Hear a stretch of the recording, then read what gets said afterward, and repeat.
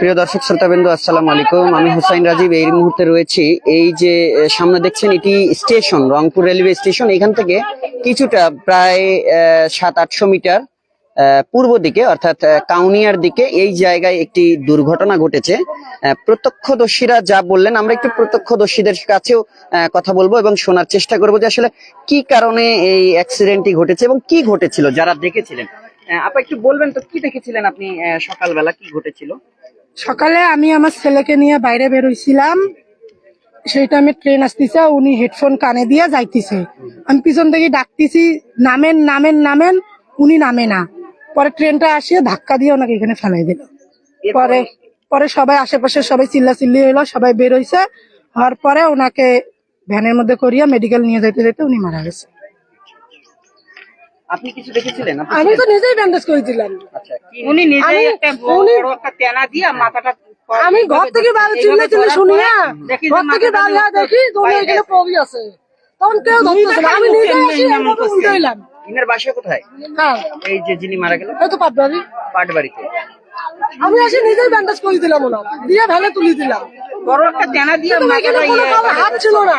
আর যখন দুইবার তিনবার কারো হাত ছিল না এখানে, ওনার ভাগ্যে আছে মৃত্যু এখানে টানিয়ে আনছে। Train accident. ট্রেনে এটা অন্য কারো হাত নাই। আর এটা তো প্রিয় দর্শক শ্রোতাবৃন্দ, আমরা কথা বলছিলাম এখানকার একজন প্রত্যক্ষদর্শীর সাথে, যিনি বললেন যে দ্রুতগতির একটি ঢাকাগামী আন্তনগর ট্রেন আসছিল, তারা এমনটা বলছেন।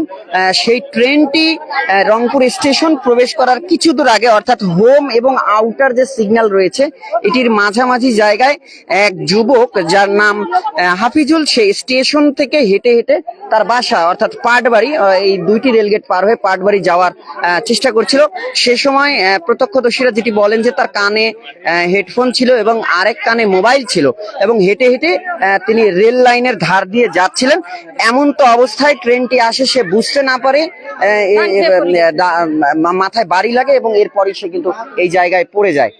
পরবর্তীতে এলাকাবাসী যারা ছিলেন, এই যে আশেপাশে বাসা দেখছেন, তারা দ্রুত ঘটনাস্থলে আসে এবং তাকে উদ্ধার করে দ্রুত রংপুর মেডিকেলে নিয়ে যাওয়ার চেষ্টা করে, কিন্তু পথিমধ্যেই মারা যায় এমনটা জানতে পেরেছি এবং বলছে আমরা এই মুহূর্তে উক্ত ঘটনাস্থলে এসেছি। আপনারা প্রিয় দর্শক শ্রোতাবৃন্দ, আপনাদেরকে যদি একটু বলে রাখি, রংপুর রেলওয়ে স্টেশনের পুলিশ ফাঁড়ির ইনচার্জ জনাব মোজাম্মেল সাব ইন্সপেক্টর, তিনিও কিন্তু এই ঘটনাটি তদন্তের জন্য ঘটনাস্থলে এসেছেন। আর যে যুবকটি মারা গেছে তার যদি একটু ব্যাপারে বলি প্রিয় দর্শক শ্রোতাবৃন্দ, তাহলে হাফিজুলের বাড়ি কুড়িগ্রাম, সে তার মামা বাসায় এখানে থাকতো। তার মামা বাসা এখানে, তার মামা জিয়া নাম, তিনি পাটবাড়িতে বিগত 6 মাস আগে একটি বাড়ি ক্রয় করেছেন, সেই বাসায় তিনি থাকতেন।